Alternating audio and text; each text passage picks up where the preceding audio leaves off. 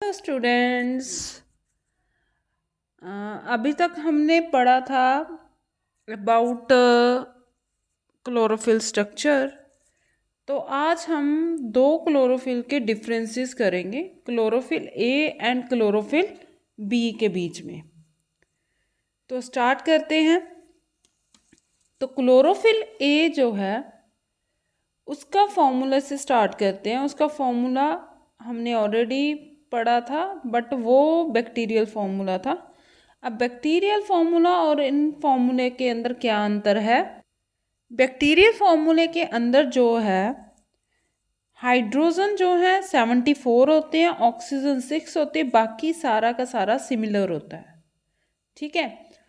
But और chlorophyll A में हमारे पास सिर्फ C55, 72 hydrogen, oxygen 5 and nitrogen 4 और मैग्नीशियम होगा।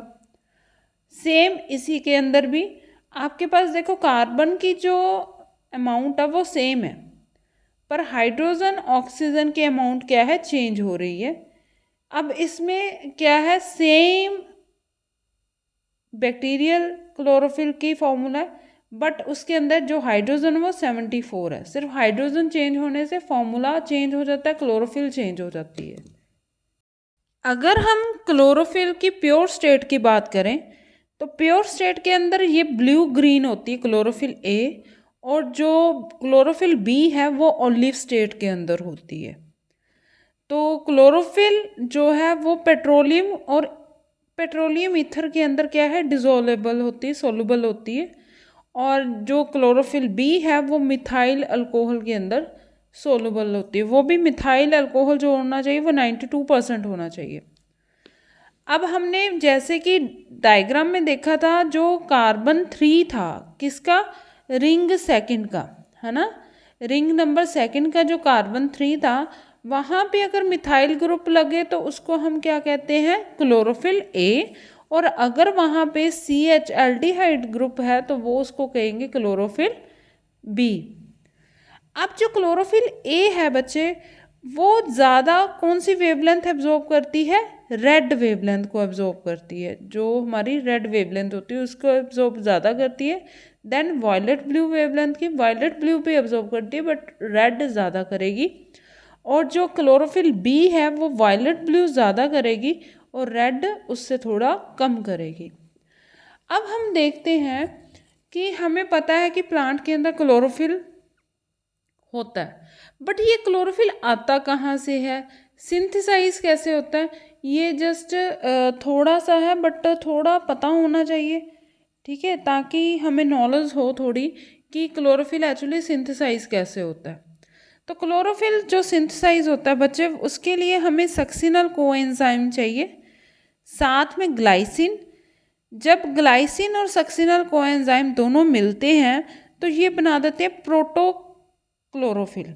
ठीक है, प्रोटोक्लोरोफिल एक तरह का आप ये मान लो कि रॉ मटेरियल बन गया क्लोरोफिल का। और जैसे ही प्रोटोक्लोरोफिल को लाइट मिलती है, साथ में 2 हाइड्रोजन मिलते हैं जो हमारा वाटर रिलीज करता है, तो उससे क्या बन जाएगा, क्लोरोफिल बन जाएगा। ठीक है, light for chlorophyll synthesis is required only in angiosperm. कहते हैं कि अगर क्लोरोफिल सिंथेसिस के लिए लाइट चाहिए वो सिर्फ और सिर्फ एंजियोस्पर्म के अंदर चाहिए यहाँ पे। ठीक है, बाकी ऑर्गेनिजम्स के अंदर ये चीज़ें नहीं चाहिए।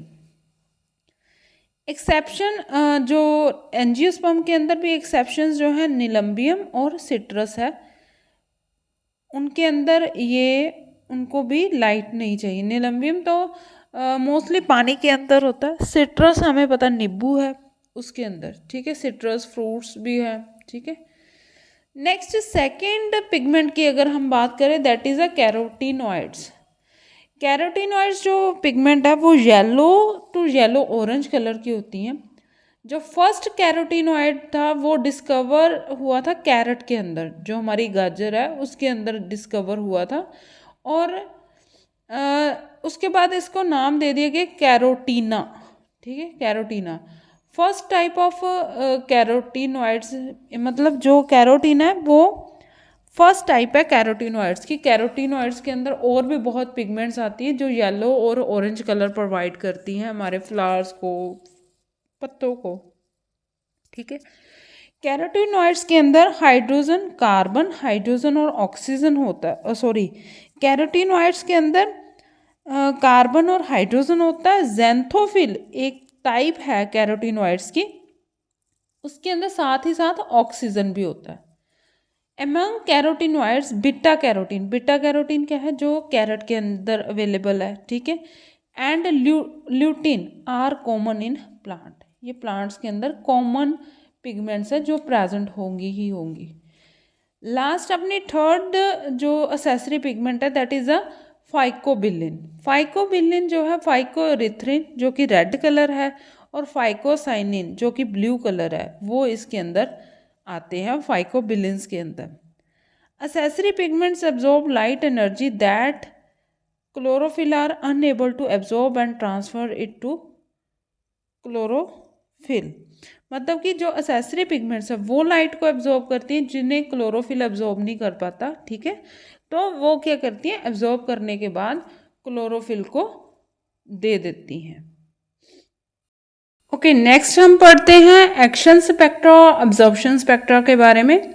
ये बहुत इम्पॉर्टेंट टॉपिक है, इसके सब्जेक्टिव पेपर में भी बहुत इम्पॉर्टेंट है और ऑब्जेक्टिव पेपर में भी बहुत इम्पॉर्टेंट है।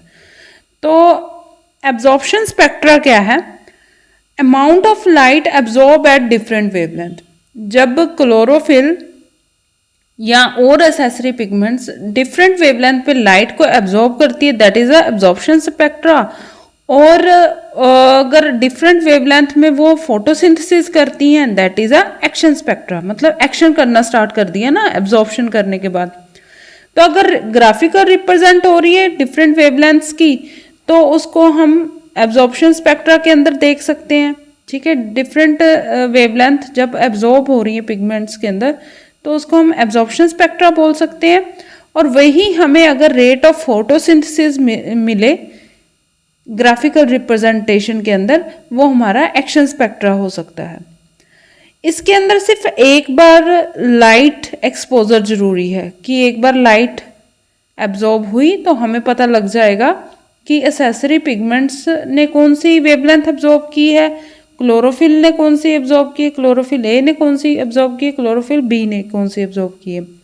बट एक्शन स्पेक्ट्रा को देखने के लिए हमें ये देखना पड़ेगा कितनी ऑक्सीजन एवॉल्व हुई है, और या फिर हमें ये देखना पड़ेगा कितनी कार्बन डाइऑक्साइड एब्जॉर्ब हुई है, ठीक है। तभी हम अपने एक्शन स्पेक्ट्रा को ग्राफ के अंदर रिप्रेजेंट कर सकते हैं। Last, absorption spectra require single exposure to light. जो मैंने अभी बोला है कि एब्जॉर्प्शन स्पेक्ट्रा के अंदर सिंगल एक्सपोजर जरूरी होता है और इसके अंदर लाइट यूटिलाइजेशन वेरियस वेवलेंथ की करनी पड़ती है कि रेड लाइट में कितनी एक्शन होगा, कितनी फोटोसिंथेसिस होगी, या फिर हम ब्लू लाइट में कितनी फोटोसिंथेसिस होगी। एसेसरी पिगमेंट्स जो मैंने अभी बताया कि वो डिफरेंट डिफरेंट वेवलेंथ एब्जॉर्ब करती हैं, तो वो हमें कैसे पता लगा, इन्हीं स्पेक्ट्रा से पता लगा। नेक्स्ट वीडियो के अंदर हम ये ग्राफ करेंगे एब्जॉर्प्शन स्पेक्ट्रा का, ठीक है, एक्शन स्पेक्ट्रा का, और फिर जब ये इन दोनों को मर्ज कर देंगे तो क्या बनेगा उसके बारे में। Thanks for watching, have a nice day.